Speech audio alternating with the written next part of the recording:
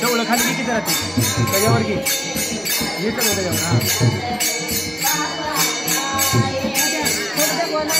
जवळ ही कर की जवळ ही कर की पुढं वाढवली जवळ कोल्डिंग कर कोल्डिंग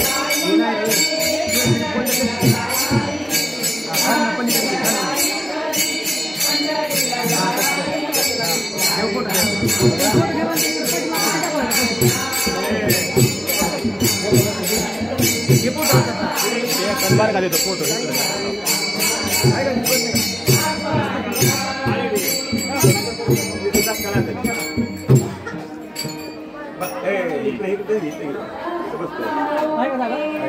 बसते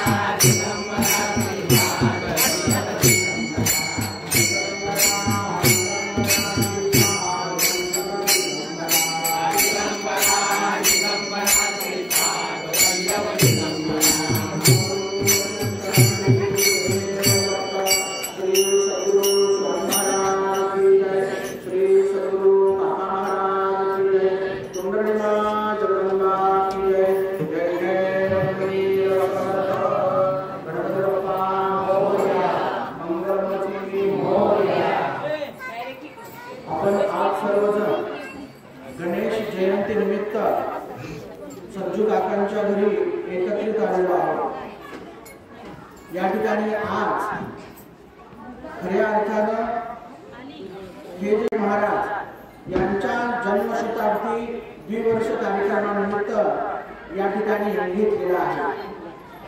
ज्ञानेश्वरीमध्ये ज्ञानेश्वर महाराज म्हणतात पहिल्या अध्यायामध्ये, आपल्याला ही ओळी माहित आहे सर्वांना, ओम नमो जी आद्या वेदपुरी पाद्या जय जय ससंवेद्या आत्मरूपा। म्हणजे ज्ञानेश्वर महाराजांनी या गणेशाचं म्हणजे या गणपतीचं आत्मरूपा म्हणून वर्णन केलेलं आहे। हा सर्वरूपी गणपती सर्वांनी ऐका बरं का, सर्वांनी ऐका, सर्वांनी हे चिंतन ऐका। तर हा सगळरूपी गणेश तुमच्या आमच्या हृदयामध्ये चैतन्य रूपाने आहे, म्हणजेच या ठिकाणी प्राण रूपाने आहे। इथं परमपूज्य नारायण काका ढेकळे महाराज म्हणतात की हा चैतन्यरूपी गणेश गेल्यानंतर, हा प्राणरूपी गणेश गेल्यानंतर या शरीराला किंमत आहे का? तर नाही। म्हणून हा सगळरूपी गणेश आपल्याला कळालेला आहे। तुकाराम महाराजांनी याचं सर्वोपरी वर्णन दिलेलं आहे, परंतु आतमधील सुद्धा गणेश आपल्याला कळला पाहिजे। म्हणून या ठिकाणी माऊली म्हणतात ससंवेद्या आत्मरूपा। या आत्मरूपाचं या ठिकाणी परमपूज्य नारायण काका ढेकणे महाराजांनी साध्या सोप्या पद्धतीने पूजन सांगितलेलं आहे। आता या ठिकाणी भजन करण्यासाठी आतमध्ये जर चैतन्य असेल तर भजन करू, आतमध्ये चैतन्य असेल तर नामस्मरण करू, आतमध्ये चैतन्य असेल तर प्रवचन सुद्धा करू, आतमध्ये चैतन्य असेल तरी आपण प्रसाद घेऊ, ते अन्न पचन होईल। पण चैतन्य जर नसेल तर या सगळ्या गोष्टी फोल होणार आहे। म्हणून या ठिकाणी ज्ञानेश्वर महाराजांना जो गणपती दाखवायचा आहे तो अभिप्रेत गणपती आहे, तो आत्मरूपा। म्हणून या आत्मरूपा गणपतीचं या ठिकाणी आपल्याला पूजन करायचं आहे। ते पूजन कशा पद्धतीनं? आता ज्या पद्धतीनं आपण भजन केलं, भजन कशासाठी? तर भगवंताला प्रसन्न करण्यासाठी एक भजनाची भक्ती आहे। या ठिकाणी कीर्तन कशासाठी? तर भगवंताला प्रसन्न करण्यासाठी हे कीर्तन आहे। नामस्मरण कशासाठी? तर भगवंताला प्रसन्न करणारी ही नामस्मरण भक्ती आहे। परंतु त्या नवविधा भक्तीचा जरी अभ्यास केला तर दासबोधामध्ये समर्थ रामदास स्वामी आपल्या नव्या भक्तीमध्ये सांगतात की आत्मनिवेदन, आत्मनिवेदनामध्ये या ठिकाणी की तुझी इच्छा, तू ठरव आमच्या बाबतीमध्ये काय करायचं। जसं प्रल्हादांजी समोर नरसिंह प्रकट झाले आणि नरसिंह प्रल्हादजींना म्हणाले की बाळ तू माग, तुला काय मागायचं ते। परंतु प्रल्हादजी म्हणाले की हे नरसिंह देवता, माझ्या बाबतीमध्ये चांगला वाईट करण्याची, चांगलं वाईट काय आहे हे मला समजत नाही आणि चांगलं वाईट विचार करण्याची कृती माझ्यामध्ये नाही, तर आपण माझ्यामध्ये ठरवा काय चांगलं करायचं आणि वाईट करायचं। म्हणून भगवंतावर आपण सोपवलं पाहिजे, समर्पित झालं पाहिजे। या ठिकाणी शंकराचार्य देवी अपराध क्षमापण मध्ये म्हणतात माता तद अनसुन्नम क्लेशहरणम, म्हणजे यथायोग्य तथा गुरु, तुम्ही ठरवा माझ्या बाबतीमध्ये काय करायचं। तर याच पद्धतीने ही 10 मिनिटाची उपासना, 10 मिनिटाची साधना आहे। नामस्मरण करा, भजन करा, कीर्तन करा, पारायण करा, तीर्थयात्रा करा, सगळं काही करा, पण याच्यासाठी एक गोष्टीची जोड द्या, म्हणजे त्या ईश्वरीय शक्तीला सुद्धा काय करण्याचा वेळ द्या। आपण जे करतो ते या ठिकाणी नारायण काका ढेकणे महाराज म्हणतात करण्यामध्ये मीपणा आहे आणि होण्यामध्ये ईश्वराची इच्छा आहे। तर आता आपण या साधनेचा किंवा या प्राणचैतन्य उपासनेचा अनुभव घ्यायचा आहे। तो कसा? सर्वांनी शरीर ढिलं सोडायचं आहे, सर्वांनी शरीर ढिलं सोडायचं, डोळे झाकायचे सर्वांनी डोळे झाका, सर्वांनी डोळे झाका। इथं बसलेले जे आहेत बरं का, तरी सर्वांनी शरीर ढिलं सोडा, डोळे झाका आणि डोळे झाकल्यानंतर आपोआप होणारा जो श्वासोश्वास आहे या श्वासोश्वासाकडे लक्ष द्या आणि या श्वासोश्वासाद्वारे या असणाऱ्या गणराजाची जयंती, या गणपतीचा जन्म आतमध्ये झालेला आहे। आता ही गणपतीची महापूजा आहे। शरीर सर्वांनी ढिलं सोडा, डोळे झाका आणि आपोआप होणारा जो श्वासोश्वास आहे याच्याकडे तुम्ही लक्ष द्या। श्वास कसा आत जातो आणि कसा बाहेर येतो याच्याकडे लक्ष द्या। शरीर ढिलं सोडा, शरीर ढिलं सोडा, डोळे झाका आणि आपोआप होणारा जो श्वासोश्वास आहे याच्याकडे तुम्ही लक्ष द्या.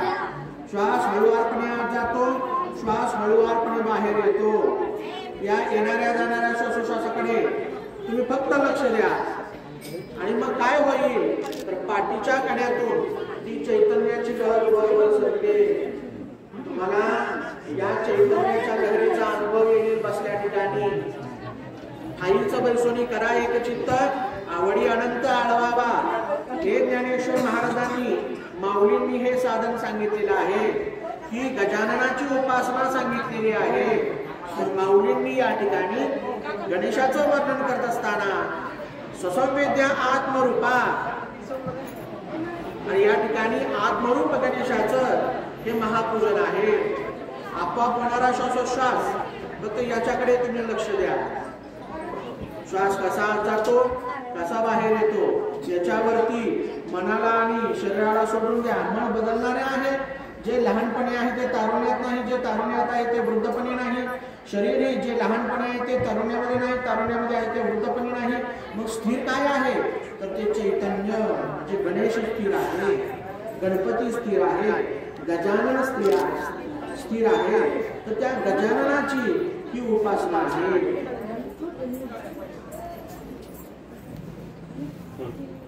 आपोआप होणाऱ्या श्वासोश्वासाकडे फक्त लक्ष द्या. कसा श्वास आत जातो आणि कसा बाहेर येतो. हळूहळू श्वास आत जात आहे, हळूहळू श्वास बाहेर येत आहे. येणाऱ्या जाणाऱ्या श्वासोश्वासावरती विचार येतील, तुम्हाला हजारो विचार येतील. त्या विचाराकडे लक्ष देऊ नका. तुम्ही फक्त आपोआप होणारा श्वासोश्वास याच्याकडे फक्त तुम्ही लक्ष द्या. श्वास कसा आत जातो, कसा बाहेर येतो. आणि पाठीच्या कड्यातून जी चैतन्याची लहर बरोबर सरकते ती तुम्ही अनुभवा. मुलाधारो स्थितोसी नित्यं. तू मुलाधाराच्या ठिकाणी आहे. तो ब्रह्मा, तो विष्णू. या ठिकाणी अथर्वशीर्षमध्ये प्रत्यक्ष तू परब्रह्म आहे असं गणराजाला वर्णन केलेलं आहे अथर्वशीर्षामध्ये. तर त्याच दृष्टीनं जो चैतन्यरूपी गणेश आहे, जो प्राणरूपी परमात्मा गजानन आहे, त्या गजाननाची ही उपासना आहे. हळूहळू श्वास आत जात आहे, हळूहळू श्वास बाहेर येत आहे. येणाऱ्या जाणाऱ्या श्वासोश्वासाकडे तुम्ही लक्ष द्या. आणि पाठीच्या कड्यातून जी चैतन्याची लहर बरोबर सरकते ती अनुभवा.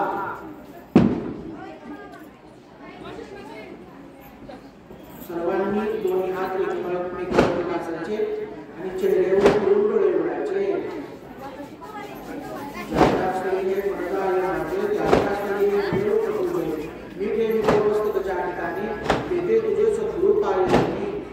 असं रोज जरी तुम्ही हे साधन केलं तुम्हाला अनुभव येईल.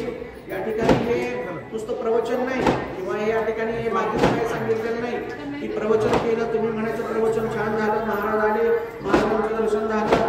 मग या ठिकाणी हे जे साधन सांगितले आहे ना, हे साधन तुम्ही केलं तुमच्या घरी देवघरासमोर रोज बसून तुम्हाला त्याची अनुभूती येईल, अन्यथा अनुभूती येणार नाही. मग हा जो उत्सव आहे हा उत्सव आनंदाचा आहे आणि हा आनंद आपल्या आतमध्ये आहे. महिनाथ महाराजांच्या आनंदाची वेळ कुठल्या मेडिकलमध्ये मिळते का बघा, कुठल्या मेडिकलमध्ये मिळत नाही. जो स्वायत्त आनंद आहे तोच गजानन आहे. त्याच गजाननाची ही उपासना आहे. रोज 10 मिनिटे ही साधना तुम्ही घरी बसल्या ठिकाणी करत जा आणि अनुभव घ्या.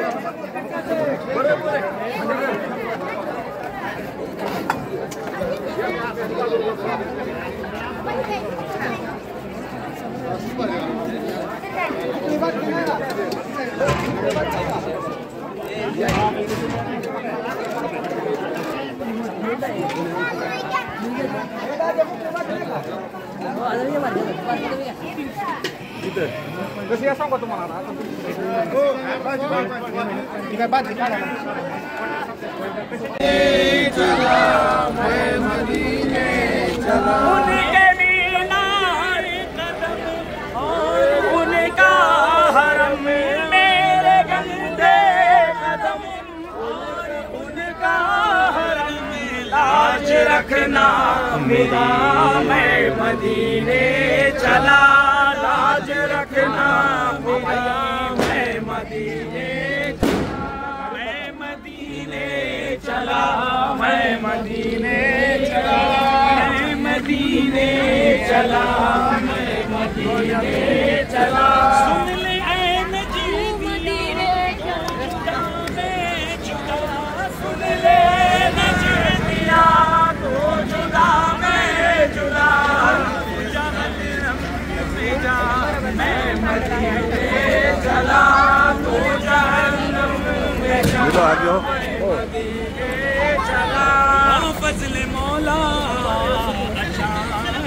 अचानक हुआ फजल मौला, अचानक अचानक